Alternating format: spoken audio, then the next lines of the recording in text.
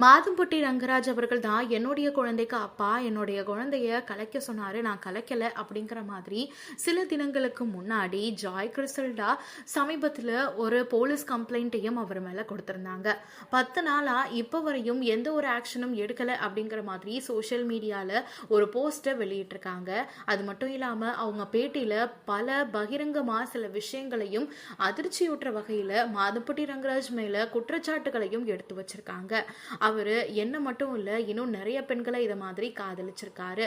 எனக்கு அவர் தான் கால் பண்ணி குக் வித் கோமாளியில என்னுடைய ஃபேஷன் டிசைனர் எனக்கு வேணும் அப்படிங்கிற மாதிரி அவர் கேட்டுக்கிட்டாரு. நான் அவருக்காக ஸ்டைலிஸ்டாவும் ஒர்க் பண்ணேன். அதுக்கப்புறம் எங்களுடைய உறவு திருமணம் வரையும் வந்ததுக்கு அவர் தான் காரணம். தன்னுடைய மனைவியை பிரிய போறேன் அப்படின்னும் 6 வருஷமா பிரிஞ்சுதான் வாழ்றோம் அப்படிங்கிற மாதிரியும் சொல்லியிருந்தாரு. ஆரம்பத்திலேயே ஸ்ருதி தடுத்திருந்தா கண்டிப்பா நான் இதுல இருந்து விலகி இருந்திருப்பேன். ஆனா அவங்க எப்போ வரையும் எந்த ஒரு ஆக்ஷனும் எடுக்காம இருக்காங்க. மாதம்பட்டி ரங்கராஜ் அவர்களுடைய ஃபேமிலிக்கும் எல்லா விஷயமும் தெரியும். இப்போ அவங்க ஃபேமிலி சொல்ற பேச்சை கேட்டுட்டு தான் என்ன வேணாம் அப்படின்னு சொல்றாரு. இந்த குழந்தைய அப்பவே கலைச்சிரு அப்படின்னு சொன்னாரு. ஆனா ஹாஸ்பிட்டல்ல இந்த கருவை கலைச்சா உங்க உயிருக்கே ஆபத்துன்னு சொன்னாங்க.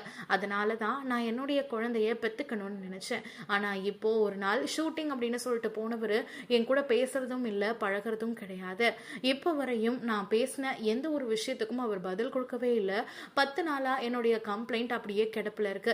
மாதம்பட்டி ரங்கராஜுக்கு விஐபி ட்ரீட்மெண்ட் நடந்துகிட்டு இருக்கு. சிஎம் ஸ்டாலின் அவர்கள்கிட்ட நான் கேட்டுக்கிற விஷயம் என்ன அப்படின்னா, இந்த மாதிரி பாதிக்கப்பட்ட பெண்கள் உங்களுடைய ஆட்சியில் இருந்தா கண்டிப்பா நீங்க அதற்கான ஒரு ஆக்ஷனை எடுத்தே ஆகணும் அப்படிங்கிற மாதிரி சொல்லியிருக்காங்க. என்னுடைய குழந்தைக்கு மாதம்பட்டி ரங்கராஜ் அவர்கள் தான் அப்பா அப்படிங்கிற விஷயம் சொன்னால் மட்டும் போதும், எனக்கு வேற எதுவுமே வேணாம் அப்படிங்கிற மாதிரியும் சொல்லியிருக்காங்க. என்னை மட்டும் இல்லை, இன்னும் நிறைய பெண்களை இதை மாதிரி ஏமாத்திருக்காரு அப்படிங்கிறது இப்போதான் எனக்கு தெரிய வந்திருக்கு.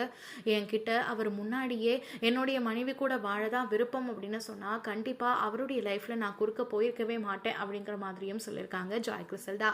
இவங்களுக்கு எப்போ வரையும் நீதி கிடைக்குமா அப்படிங்கிறது தெரியல அப்படின்னும், தன்னுடைய அப்பாவும் அம்மாவும் இதனால ரொம்ப கஷ்டப்படுறாங்க அப்படிங்கிற மாதிரியும் சொல்லியிருக்காங்க ஜாய் கிறிசல்டா.